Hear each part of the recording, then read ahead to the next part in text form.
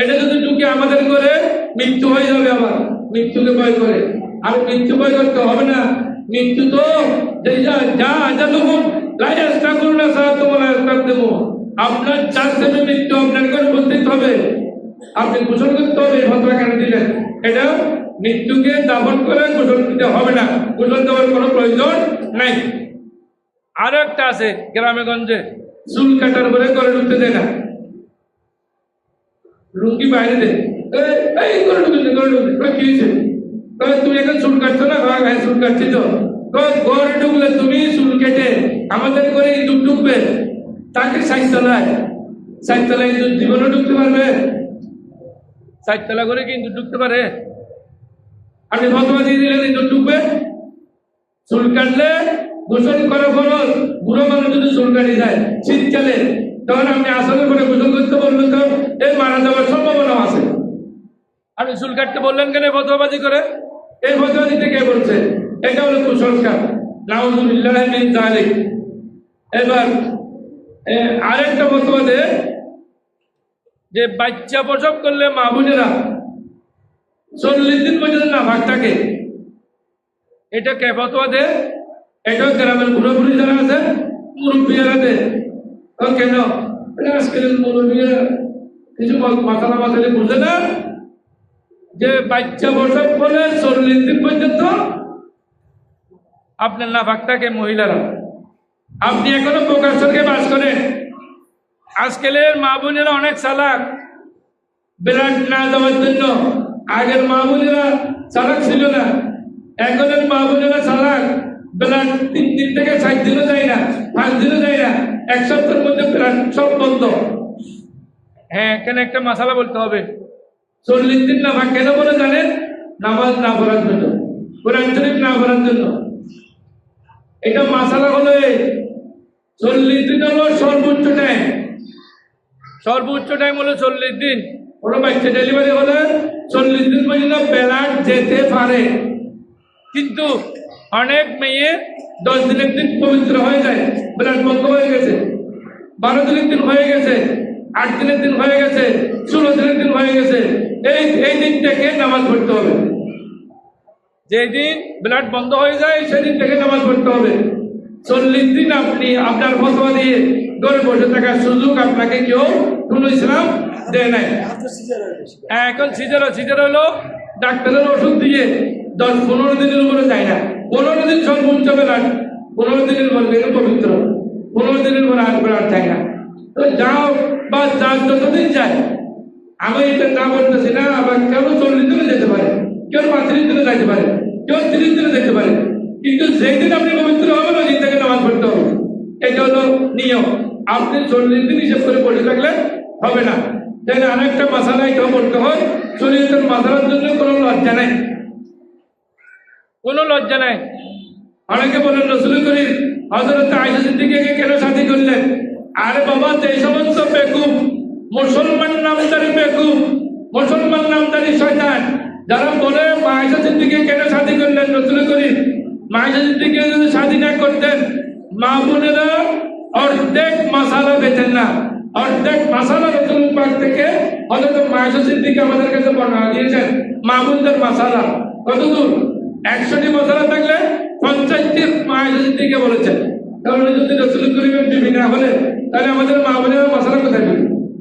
হ্যাঁ, যেটা ঋতু বা মাসিক তাকে বলি আমরা, আমাদের মা বোনদের হয়, এটাও আবার সর্বোচ্চ টাইম হলো 10 দিন। যদি কারো 5 দিনের দিন বন্ধ হয়ে যায় তাহলে বন্ধ হওয়ার পর থেকে নামাজ পড়তে হবে।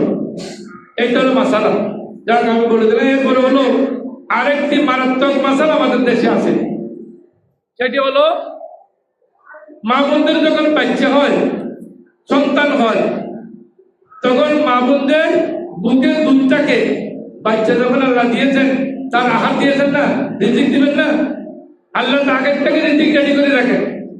এটাকে বলা হয় শাল দুধ। এটার নাম হলো কি দুধ? বিজ্ঞানীরা বলে এটাকে শাল দুধ। এই শাল দুধ গুলো বুড়ো বুড়িরা ফেলে দেয়, ফেলে দাও, এটা ফেলে দাও।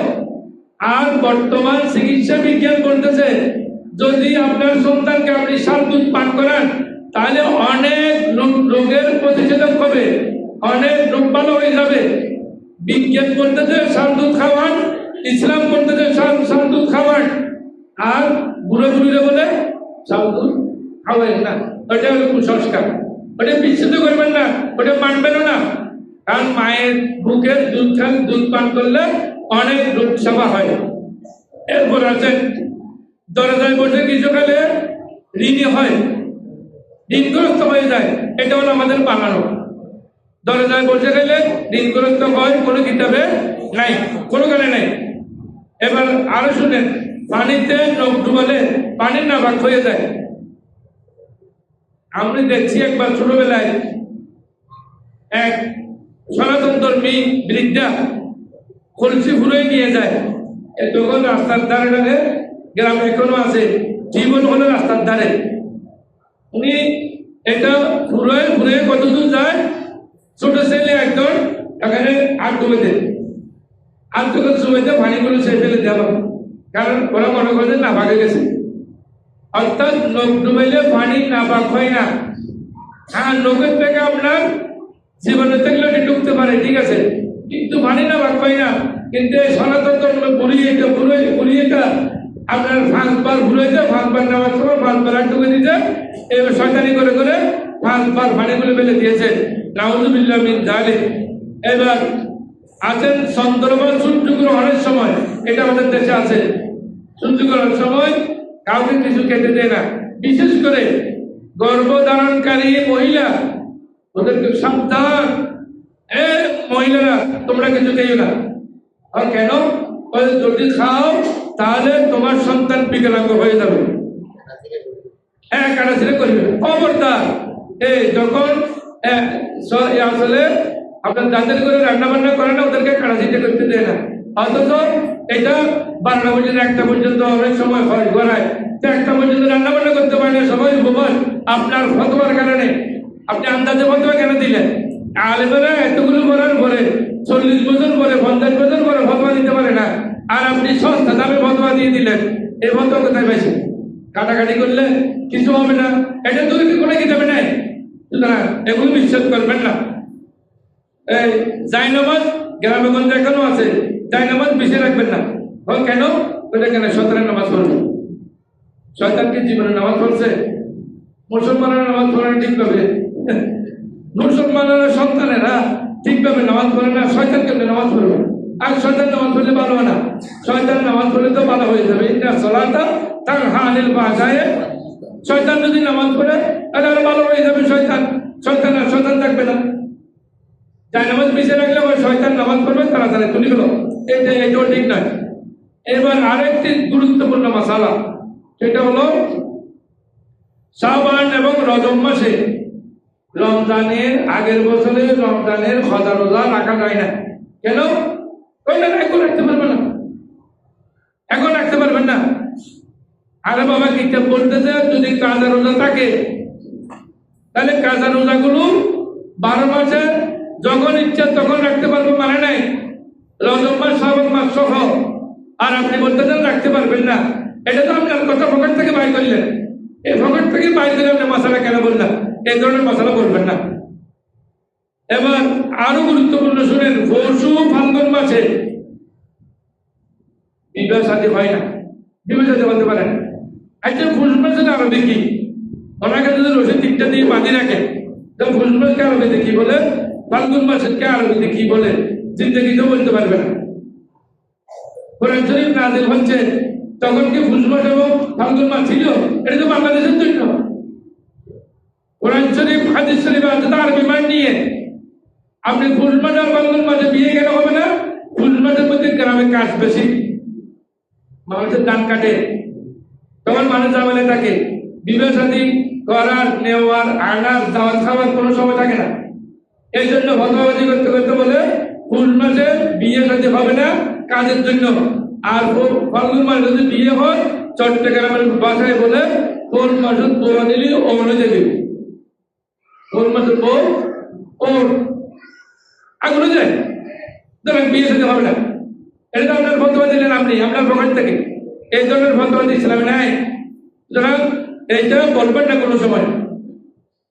এটাও শুনে, এটা আরো গুরুত্বপূর্ণ বেশি। যদি দুগ্ধ পানকারী কোনো সন্তান পেশাব করে দেয় কারো কোলে, নামাজ পড়তে পারবে, কোনো অসুবিধা নেই, আপনি নামাজ পড়েন নাই। কেন? ওই দুধ পান করা ছেলে যদি মেয়ে যদি পেশাব করে, কাপড় চোপড় নামাজ হয় না। এটা তো পকেট থেকে বাইরে করে বলে দিলেন ডাইরেক্ট। অথচ আল্লাহ রাসূল হাদিসে বলছেন, ইস্তানজিহু আনিল বাউলে, আপনি পেশাব থেকে দূরে থাকেন। ফাইন্না আম্মাতা আযাবিল কবর মিনহু, কবরের মধ্যে বেশি শাস্তি হয়। বেশি শাস্তি হওয়ার কারণ হলো একটি, সেটি হলো কি আপনার পেশাবের কারণে। এই জন্য পেশাবখানে আছেন, এদিকে বলতে চাইবে আপনার কাপড় দিয়ে দিচ্ছে, আপনি জামাত চলে যাবে। এই জন্য কাপড় জোবরে অর্ধেক পেশাবখানে পেশাব করলেন, আর অর্ধেক কাপড় জোবরে করে তাড়াতাড়ি উজু বানিয়েছে। এক রাকাত হয় নাই নামাজ, এক রাকাত। মাসালা কি? মাসালা হলো আপনার যদি বাথরুমে যাওয়ার প্রয়োজন হয়, মসজিদ সাহেব আজান দিলে একামত দিয়ে গেল, ইমাম সাহেব নামাজ পড়াই গেল, আপনি আগে বাথরুমে যেতে হবে। বাথরুমে এটা সেরে তারপর আসলে পাবেন, না হলে দরকার নেই। দৌড়ি আপনাকে জবান ধরার জন্য কেউ বলে নেই। আর আপনি একটু দৌড়ি জবান ধরার জন্য আগ্রহী হন, আপনি আধা ঘন্টা আগে ঘর থেকে বাইরে লাগে না, আপনি আধা ঘন্টা আগে বেরোন লাগে না। এই জন্য পেশাব থেকে ভালো করে পবিত্র হতে হবে। আমি এটা লম্বা হয়ে যাচ্ছে, হাদিস শরীফ, কবরের শাস্তি হয় এই পেশাবের কারণে, নামাজ কবুল হয় না। সুতরাং আগে পবিত্র হবেন, তারপর বাকিগুলো করবেন। এই ধরনের আরো অনেক মশলা আছে। এটা দুধ পান করুক, দুধ পান না করুক, যেভাবে হোক, পেশাব থাকলেই আপনার পেশাব কামড়